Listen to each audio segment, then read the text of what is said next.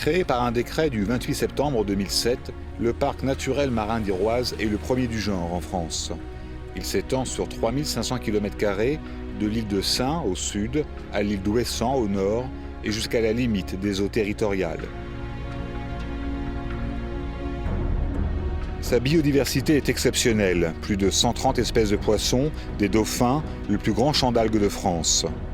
Ses paysages sous-marins sont aussi très variés. Le parc marin a pour vocation de protéger ce patrimoine naturel et de favoriser le développement durable des activités humaines qui en dépendent.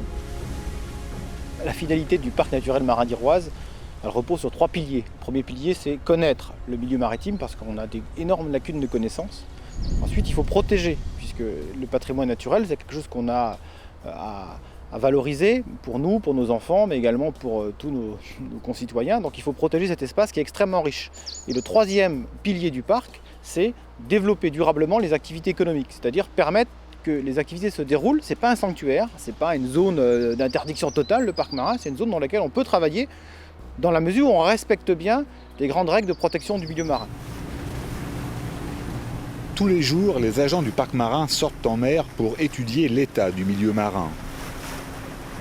Ils font notamment des prélèvements d'eau, recensent les oiseaux nicheurs ou comptabilisent les dauphins.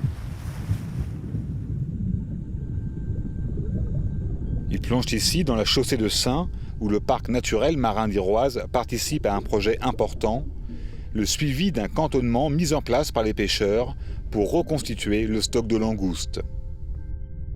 Si le parc n'avait pas été là, jamais un dossier tel que celui-là n'aurait pris forme. Je pense que grâce à cette action, eh bien demain, on pourra à nouveau peut-être pêcher des langoustes sur l'île de Saint, comme autrefois.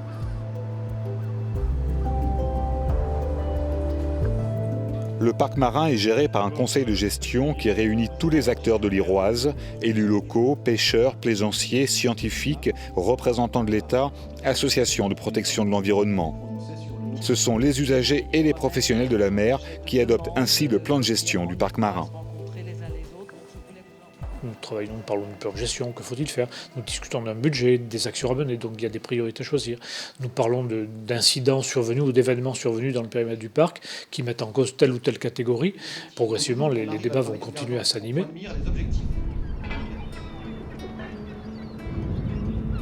Chaque jour, près de 250 bateaux de pêche, en majorité de petite taille, travaillent en mer d'Iroise. Pour maintenir les ressources halieutiques à un niveau satisfaisant, le parc marin défend un développement durable de la pêche professionnelle. Le parc, c'est bien marqué qu'il est pour garder une petite pêche durable, c'est-à-dire l'existant tel que mon bateau, ce que je fais comme pêcherie doit rester en l'état, voire améliorer peut-être aussi dans certaines conditions. Donc, quand on voit des 24 mètres, veut dire travailler en baie d'Ornélie, en plein milieu de la baie, moi je ne trouve pas que c'est une pêche raisonnable, ça, par rapport aux petits bateaux, quoi. Une centaine de phoques gris vivent dans l'archipel de Molène. C'est la plus importante colonie de phoques en France. Avec Océanopolis, le parc marin cherche à maintenir cette espèce protégée dans son habitat. J'ai l'impression qu'il y a plus de femelles et d'immatures que... j'ai pas vu de mâles là pour l'instant.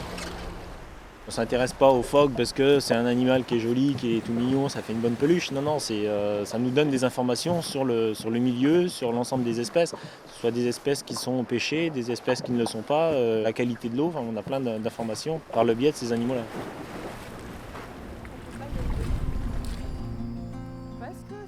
Régulièrement, le parc marin se transforme en salle de classe à ciel ouvert. Les enfants viennent découvrir la richesse et la diversité des écosystèmes, un moyen de les aider à devenir demain de meilleurs gardiens de l'environnement.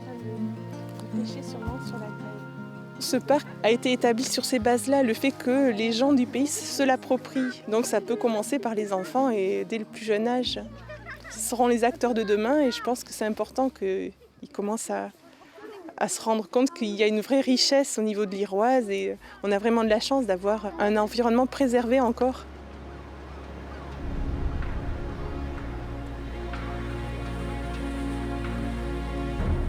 Le parc naturel marin d'Iroise est le premier des 10 parcs marins que l'Agence des aires marines protégées a pour mission de créer en métropole et en outre-mer.